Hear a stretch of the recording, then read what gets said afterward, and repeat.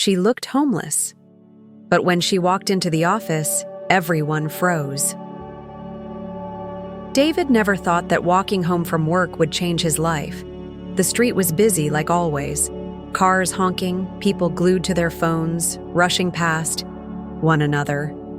But then he saw her. A woman sitting alone on the sidewalk, holding a piece of cardboard with shaky hands. Her clothes were mismatched and worn. Her hair was messy. But her eyes, they were calm, proud even. Something in him stopped. He didn't know why. Maybe it was the way she looked straight ahead, like she was used to being ignored but never broken. Maybe it was the way she held herself, quiet, still, like she had once stood tall and just forgot how. He slowed down. Most people would have kept walking. He knew that. He almost did. But then he turned back and stepped toward her. She didn't look up right away. He cleared his throat and said softly, "Are you all right?" She looked up, and her eyes met his. Deep, steady, and not afraid. "As all right as one can be, given the circumstances," she said. David felt awkward. He shifted his weight and glanced down at his briefcase. "I'm David," he offered, reaching out his hand before realizing how odd that probably looked. A man in a suit offering a handshake to a woman sitting on concrete. But to his surprise, she took it. Her grip was steady, firm. "Lisa," she said. There was a pause. Not uncomfortable, just quiet. The kind of pause that made you think. "I hope it's okay to ask," David said, hesitating. "How did you end up here?" Lisa gave a small smile, but it didn't reach her eyes. "Life throws curveballs," she said. "I had a job, a life, a family. Then one thing after another, like falling dominoes. And now..." She glanced at her sign but didn't say more. David nodded slowly. He didn't know what to say. "I'm sorry," he said, even though it felt too small. Lisa shrugged gently. "It is what it is. I'm not looking for pity, just a chance to get back up." Her voice had strength. Not the loud kind, but the kind that made you stop and listen. David had heard many people talk about hard times, but there was something different about her. Something unshakable, like she was still holding on to some part of herself no one could take. And suddenly David did something he didn't plan. The words just came out. "I'm going to this office party next week. It's a formal thing. People bring guests." He trailed off, embarrassed. "Anyway, I was wondering if maybe you'd want to come?" Lisa blinked. "You're inviting me? A woman you just met, sitting on the sidewalk, to your corporate event?" When she said it like that, it did sound crazy. "I know it's weird, and I'm sorry if that sounds wrong. I didn't mean it to, I don't know. You seem like someone who belongs in a room like that." She looked at him, long and hard, not judging, just thinking. Then she said, "Even if I said yes, I don't exactly have a dress for that kind of thing." David gave a nervous laugh. "I can help with that. Nothing fancy, just something nice, if that's okay." Lisa crossed her arms lightly, her eyes narrowing with a strange curiosity. "Why are you doing this?" He thought for a moment.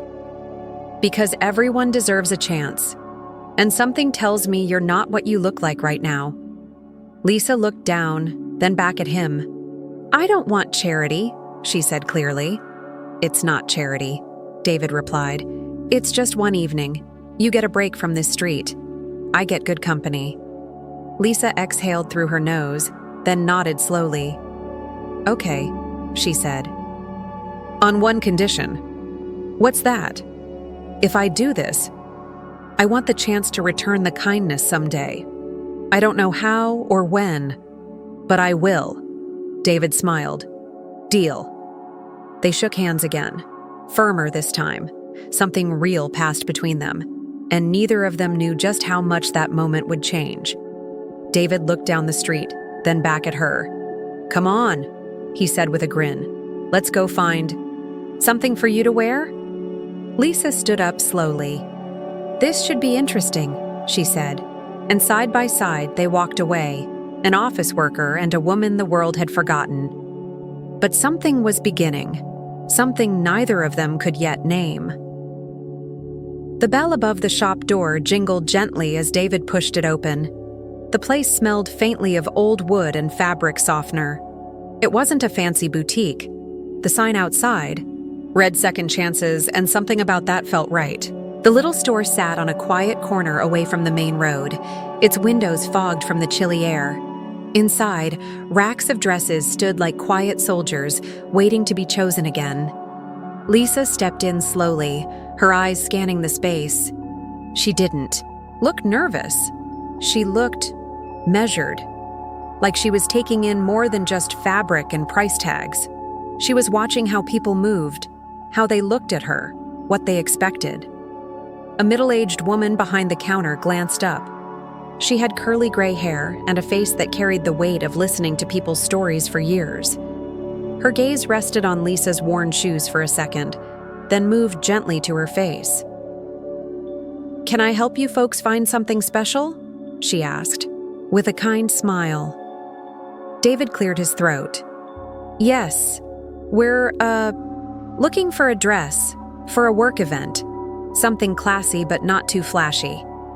The shopkeeper nodded like it was the most normal request in the world, and without missing a beat, gestured them toward the back. "You'll want aisle 3, black rack on the left. Let me know if you need sizes or shoes." Lisa walked slowly between the racks, her fingers brushing lightly over the fabric. Her hands were thin but steady, and David watched as she paused on a dark green satin gown, then moved on to a navy lace dress. She stopped at a simple black sheath dress, knee-length, clean lines, 3/4 sleeves.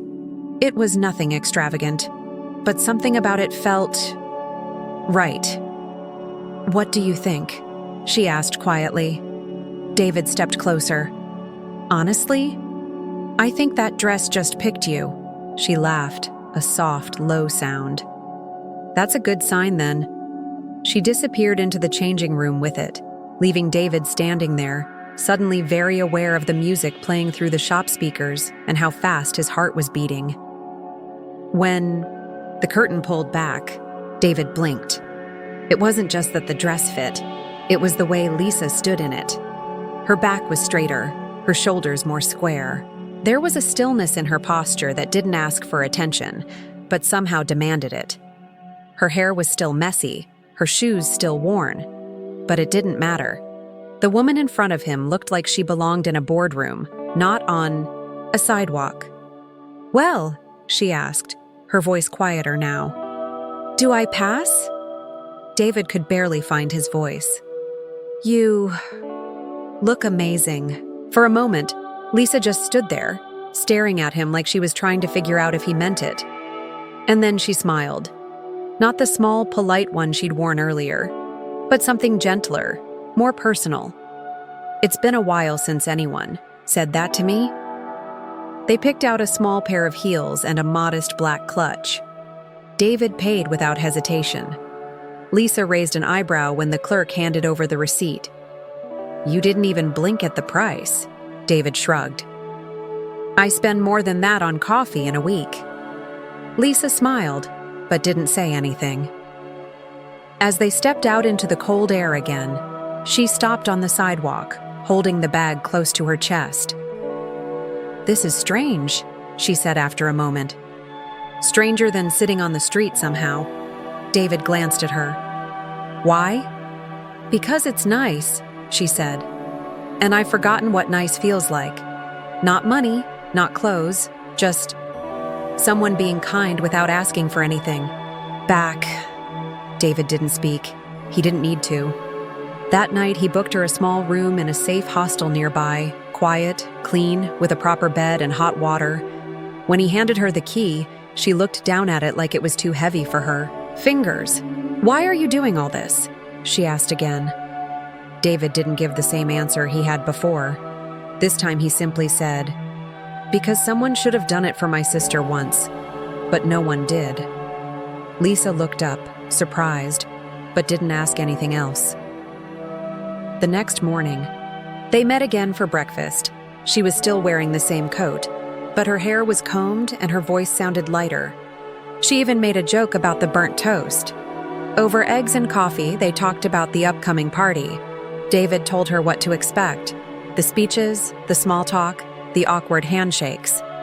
Lisa listened carefully, nodding now and then, asking sharp questions that showed she understood far more than she let on. When he asked if she'd ever worked in an office, she smiled but didn't answer directly. "You learn a lot just by watching people," she said, "and by being invisible." David nodded. He didn't press her, but he knew there was a story behind those eyes, and he was starting to want to hear all of it. Even if she never told it, he was glad they'd met, because this wasn't about saving someone anymore. This was something else entirely. The office building looked like glass and steel had collided and turned into something cold and perfect. That night, under the streetlights, it shimmered like a place only people with polished shoes and perfect smiles belonged in. David stood, just outside the entrance, adjusting his tie for the third time. He checked his watch, then looked up, just in time to see her walking toward him. Lisa. She wore the black dress they had picked together. Her hair was pulled back in a simple style. Her eyes were sharp, calm. She walked like she wasn't trying to prove anything to anyone, and yet every step she took turned heads. David smiled, a little stunned. "You clean up all right," she grinned. "You're not so bad yourself, mister. Fancy tie." They stepped inside. The lobby was full of warm lighting and smooth jazz. Glass walls opened into a large hall where people in suits and cocktail dresses stood with drinks, laughing softly, adjusting their watches and pretending not to watch each other. David felt Lisa slow beside him. "Are you okay?" he asked. She nodded once. Just taking it in. He could tell her mind was working, measuring the space, the people, the mood. She had the quiet intensity of someone used to reading rooms with her eyes alone. "Come on," David said gently. "Let me introduce you to some of the nicest, boring people I know." She chuckled, and they walked in. At first, people only glanced at her. A few polite nods, a couple raised eyebrows. Then someone asked, "David, who's this?" "This is Lisa," David replied confidently. "A friend of mine. She's between things right now, but she's got sharper insights than half the people in this building." Lisa shook hands without hesitation. She didn't fake anything, didn't play cute or shy. She looked people in the eye and spoke with quiet confidence. And slowly, the mood around her changed. One man asked her opinion on a new logistics contract. Lisa answered with precision. A woman from the finance team asked about global markets. Lisa responded with a thought-provoking question of her own, and soon 3 people were drawn into the conversation. David watched in amazement. She wasn't trying to fit in. She was just being herself, and it worked. Too well, almost. By the time they moved to the main ballroom for the speeches, whispers had started. Not unkind ones, just curious. "Do you know who she is? Where did she come from? She doesn't work here, right?" Someone even joked, "David, did you hire a consultant from another firm?" He laughed it off. Lisa didn't seem to mind. She stood with her back straight, holding her glass of water, like it was champagne. And every now and then, when David caught her eye, she smiled at him, soft and knowing. He realized, standing there beside her, that no one here had any idea where she came from. But more than that, they couldn't tell. Not by how she looked, not by how she spoke, not by how she carried herself. And that said something. Then came the moment. The music quieted. A voice on the microphone announced that Mr. Richard Thompson, the CEO, had just arrived. David felt a small ripple move through the room, as if even the air stood straighter. The doors opened, and there he was. Tall, clean-shaven, wearing a dark navy suit and walking like a man who never had to check if people were watching, because they always were. Lisa froze beside David, not dramatically, not with panic, just a stillness, like something locked deep inside her had clicked shut. David leaned in. "You all right?" Lisa didn't respond. She didn't blink. The CEO scanned the room, smiling politely, nodding at familiar faces. Then he saw her. His expression didn't change instantly, but his steps slowed. He walked toward them, calmly, with purpose. David's heart picked up speed. "Do you know him?" he asked. Lisa's voice came out soft, but sharp as glass. "Yes." Mr. Thompson stopped just a few feet away. His eyes didn't move from Lisa's face, and then, softly, he spoke. "Eliza?" For the first time that night, Lisa looked shaken. Not completely, just enough. "I go by Lisa now," she replied. David looked between them, completely lost. The CEO took a step closer, his voice a whisper only they could hear. "I thought you were gone forever." Lisa didn't answer right away. Then, in a steady voice, she said, "I needed to disappear for a while, to see who I was without all the noise." People nearby had started to notice. The whispers grew louder. Eyes were darting back and forth. David took a step back, sensing that something was unraveling, something bigger than anything he'd expected. The CEO turned to him. "You brought her here?" David nodded slowly, unsure whether to feel proud or nervous. Then Mr. Thompson turned back to Lisa, Eliza, and said the words that would echo for the rest of the night. "I never stopped looking for you." Lisa's eyes shimmered. She looked away, just for a moment, then turned back and said softly, "You weren't supposed to find me like this." And just like that, the entire room seemed to hold its breath. For a long moment, no one spoke. The music had faded into the background, and the clinking of glasses had stopped. It was as if time had slowed around them. David, Lisa, and the CEO standing in a small circle, while the rest of the room watched from the corners of their eyes. Eliza, lowered her gaze. Her hands were steady, but David could see something, shifting behind her calm face. Like she had been walking across a frozen lake for years, and now she heard the first crack beneath her. Mr. Thompson took a careful breath. "You've been gone 3 years. 3 years, Eliza." "I know," she replied. Her voice didn't rise. It didn't tremble. It was quiet, like someone trying not to wake a sleeping memory. David stood still, unsure if he should walk away or stay. His mind was spinning. Eliza? The missing CEO's wife? How could this be the same woman who just yesterday was sitting on a sidewalk with a cardboard sign? The CEO looked at David. "How did you find her?" "I didn't," David said honestly. "I just saw someone who needed a coat and a little dignity." Mr. Thompson gave a short, surprised nod. There was a moment of unspoken respect between them. "May I speak to you in private?" the CEO asked Eliza. She hesitated. "Only if David stays close by." The CEO agreed with a small nod, and they moved to a quiet corner behind a large curtain, near the catering area, where the music was softer and the light a little warmer. David followed, standing just far enough to give them space, but close enough that Lisa didn't feel alone. The CEO turned to her. "Why did you leave?" he asked. Not with anger, but something sadder, deeper. "I couldn't breathe," she said. "Not in that world. Not with everyone watching, expecting me to be someone I wasn't anymore." "I never expected perfection," he whispered. "No, Richard. But the people around you did. I was tired of being the CEO's wife. I wanted to know who I was without the title, without the spotlight." "And this," he said softly, gesturing to her coat, her shoes, This is who you are? She looked him in the eye. No, but it's who I became.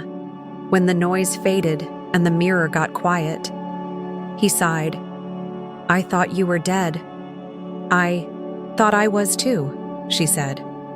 Until someone reached out and reminded me I still mattered. David looked away for a second. It wasn't easy to stand in the middle of someone else's storm, but he was starting to understand. This wasn't just a reunion, it was a reckoning. Lisa turned back to David now, her voice gentler. He didn't do anything wrong. He's not a villain. He loved me. But I didn't love myself anymore. That's what broke us. David nodded. He didn't need all the details. He just listened. The CEO stepped forward. Come back, please. We'll do it differently this time. Lisa gave a faint smile. You can't just pick up the past and wear it like an old coat. Then we'll start something new, he said. She looked down for a long time. Then quietly she said, maybe, but not tonight. He accepted that. Not with joy, but with grace. I'll wait, he whispered, however long it takes. Suddenly the curtain shifted, and a woman from the legal department peeked in.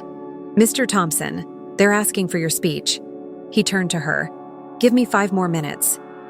The woman left quickly, sensing something bigger than policy. Updates was happening here.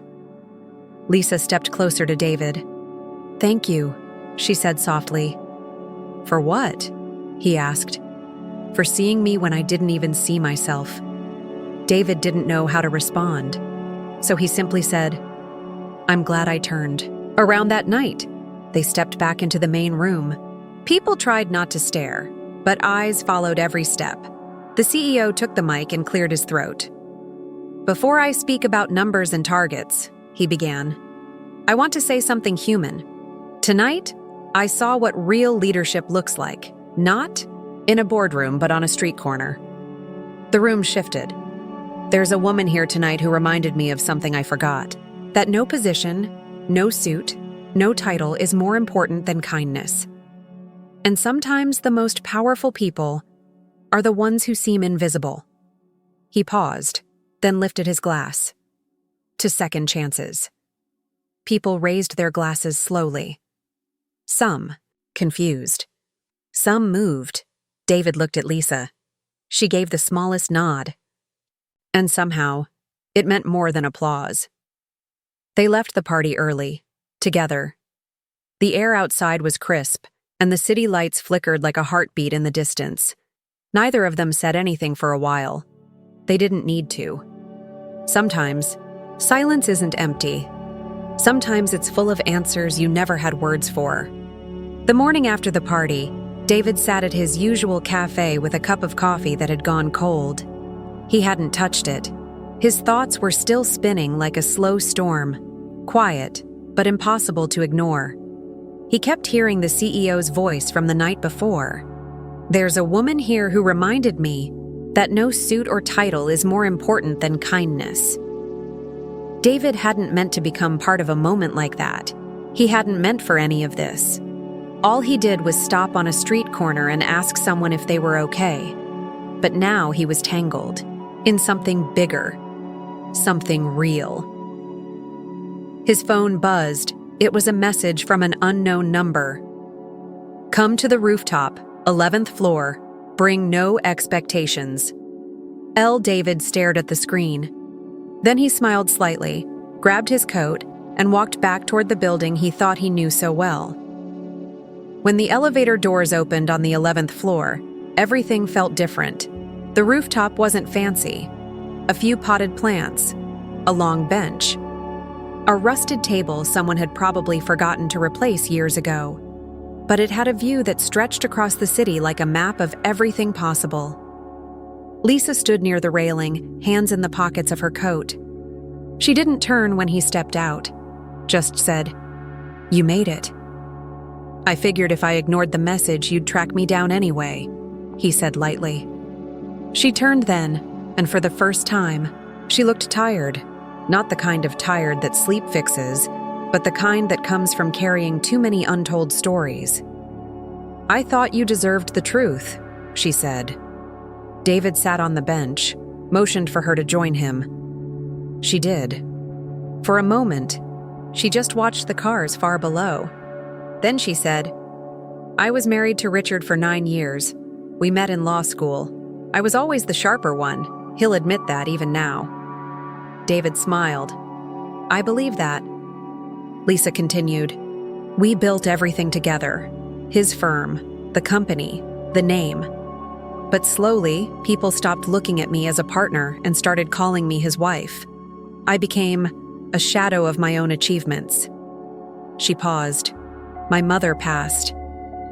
Then my father, 2 months apart. I took time off. I needed space. But everyone saw it as weakness. Even Richard tried to be supportive, but I could feel it. People whispering that I was unstable, difficult, emotional." Her fingers curled slightly, on her knees. "So one night I packed a bag and left. No fight, no warning. I disappeared from the life I helped build. I wanted to feel what it meant to have no name, no label, just me." David was quiet. Not because he didn't want to speak, but because she needed to. "I thought I'd come back after a week. Maybe 2, she said. But then something strange happened." "What?" "I started meeting people who had nothing but dignity. A man who read books under a bridge. A girl who shared her sandwich with me because I looked tired. I realized I'd spent years at the top, but I had no idea what it meant to see someone, to be seen." David looked out at the skyline with her. The city was the same as it had been yesterday, but he knew now that perspective could change everything. "You didn't just run away," he said gently. "You were looking for something no one was offering you." Lisa nodded. "And I didn't even realize I was becoming invisible myself until you stopped." David didn't answer. He didn't need to. She reached into her coat pocket and pulled out a folded envelope. "This," she said, handing it to him, "is an offer." He opened it slowly. It was handwritten, 3 pages. The top read, "Proposal, Project Thorn and Lifeline, a human initiative." She explained it as he read, "A new branch under Richard's company, focused on helping people reintegrate, former homeless individuals, abuse survivors, struggling veterans. Jobs, mentorship, dignity. We'll build a team that sees people for who they are, not who they lost." David blinked. "Why me?" Lisa tilted her head. "Because when I was at my lowest, you treated me like I still mattered. You weren't a hero. You were just kind, and that's exactly the kind of person this world needs to lead something like this." He looked at her, overwhelmed. "I work in marketing, Lisa. I don't know how to run a human rights project." She smiled. "That's the beauty of it. We're not looking for perfect, just people who care." He looked at the paper again. The words were real. The vision was powerful, but mostly, he felt something inside shift. A sense that he wasn't just being offered a job, he was being offered a purpose. Lisa stood up, brushing imaginary dust from her dress. "You don't have to decide today," she said, "but I hope you say yes. Not for me, not for Richard, for the next person sitting alone on a sidewalk, waiting to be seen." She began walking back toward the stairs. David called out, "If I say yes, do I get a better desk than the CEO?" She laughed, honest and full, the kind of laugh that sounded like it hadn't been used in years. "You'll get a window seat," she said, "and more meaning than you'll know what to do with."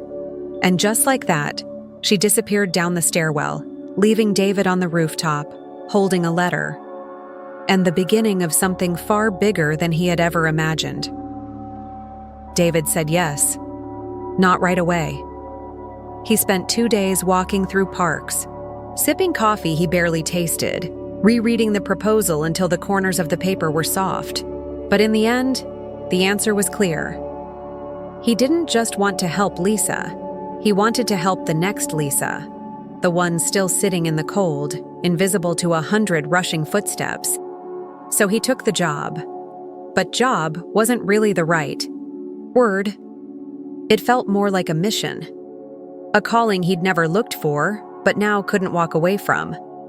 The project was named Thorn and Lifeline. Thorn, after the street where David met Lisa.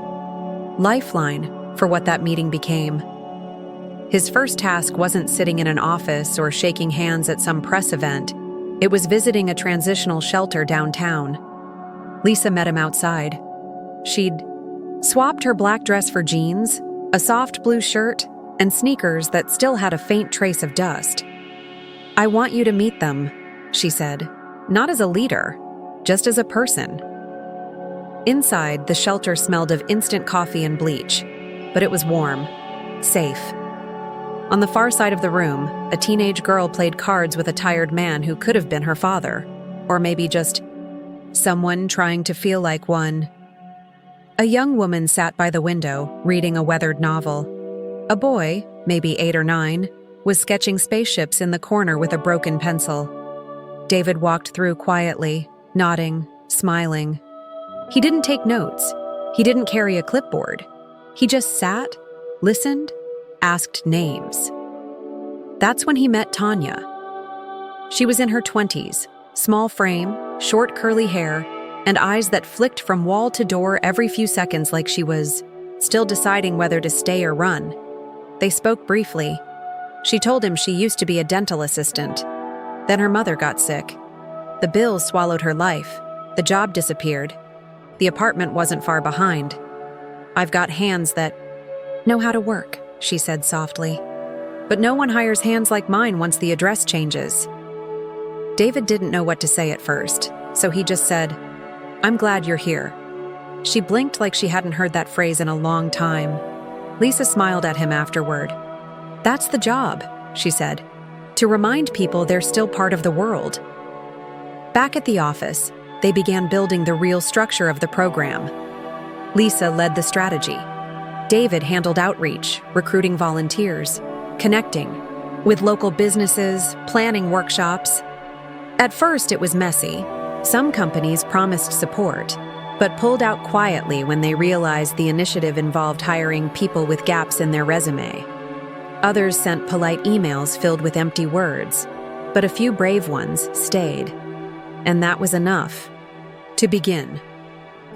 They launched their first job readiness workshop 3 weeks later. 15 participants, old laptops, a single projector, and enough nervous energy to power a city block. David stood at the front of the room, hands shaking slightly. But then he looked into the faces in front of him. Faces that weren't asking for pity, just a chance. And he started speaking. Not like a boss, not like a CEO in the making, just as a man who once reached out on a cold night and found someone the world had forgotten. By the end of that first session, Tanya was smiling. So were others. One man, who hadn't spoken all day, raised his hand to ask when they could try mock interviews. Lisa scribbled down the request like it was gold. The next day, David found a note on his desk. No name, just a folded sheet of paper that said, "You reminded me I still have something to offer. Thank you." He didn't know who wrote it. He didn't need to. Every week after that, more people came. People who had been left behind. Women escaping violence. Men recovering from addiction. Teens who aged out of foster care with nowhere to go. Each one had a story. And for the first time in a long time, they had someone listening. Lisa worked beside him every day. Sometimes she led meetings. Other times she made coffee and asked someone how they were sleeping. She was never above the small things. David admired that most. One night, as they locked up the center, Lisa stood at the door looking out over the parking lot. "Funny," she said. "A year ago I was sleeping behind that grocery store down the street." David glanced at her. "And now?"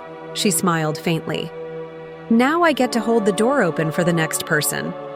He nodded. "It's a good door."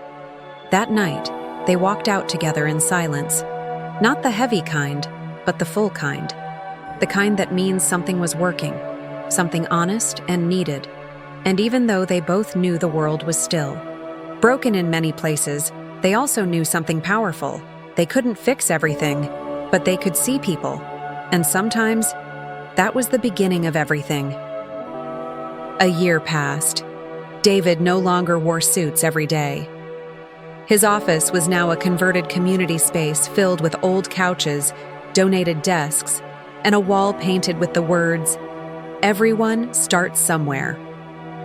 What started with a single conversation on a cold sidewalk had grown into something real. Thorn and Lifeline was now a citywide program. And David, he wasn't the same man who used to race home with takeout in one hand and deadlines in the other. He woke up each morning knowing exactly why he was needed. That was worth more than any promotion he'd ever dreamed of. One Friday afternoon, the I Center buzzed with quiet laughter. Tanya, now an assistant coordinator, was handing out training certificates. 3 more participants had landed interviews. 2 had already started jobs. 1 had moved into her first apartment. David watched. From the side, proud but humble. He didn't want applause. He just wanted this movement to keep going. Then Lisa appeared in the doorway. She wore a white blouse tucked into jeans and held 2 coffee cups. "Busy day, huh?" she said, handing him one. "The best kind," he said with a tired smile. She took a sip and leaned beside him. "You've built something real here, David." "We built it," he said. She looked at him, soft eyes full of something deeper. "Actually, you need to see something." Followed her into the small back office. On the desk sat a folder with a blue ribbon tied around it. David raised an eyebrow. Lisa nodded toward it. "Open it." He untied the ribbon and flipped through the first few pages. Legal documents, business plans, a grant application. Approved. And at the very bottom, a letter with a gold seal. David read it slowly. Then again. Then he looked up. "You want to expand?" he asked. Lisa smiled. "Not just expand. Scale. 10 cities. In 3 years. We already have the backing. All we need now is someone to lead it." David stared at the letter, then at her. But that would mean leaving this center. These people. "They'll be fine," Lisa said gently. "Tanya is ready to run this place, and you won't be leaving them behind. You'll just be building more places like this, for people who haven't found their door yet." David ran his hand through his hair, overwhelmed. "It's big." "It is," she said. "And you're ready." He sat down, letting the weight of it settle in. For a moment, he said nothing. Then he whispered, "What if I mess it up?" Lisa knelt beside him. "You won't," she said, softly. "You know why? Because you don't lead with your title. You lead with your heart." David swallowed hard. The folder still sat in his lap, but it felt like a key. Not to a job, but to a bigger version of who he already was becoming. Later that evening, he walked outside to clear his head. The sun was setting in streaks of orange and gold. A familiar shape sat quietly on the sidewalk near the alley. An older man with a gray beard and a tattered coat. David walked over. "You okay, sir?" The man looked up. "Just resting. No trouble." David nodded. "Would you like some food? A hot drink?" The man hesitated. "You offering just to feel good about yourself?" David smiled gently. "No. I'm offering because someone once offered me the chance to do better. And I never forgot." The man looked at him for a long moment, then slowly nodded. "Yeah? I'd like that." David helped him up, one hand steady on the man's back. They walked toward the center, just like David had once walked beside Lisa. The story had come full circle. But it wasn't ending. It was beginning again. For someone new. someone waiting for one person to notice, to pause, to care. And David? He would keep walking, keep listening, keep opening doors, because he had learned something simple, but life-changing. The smallest act of kindness can be the beginning of someone else's everything.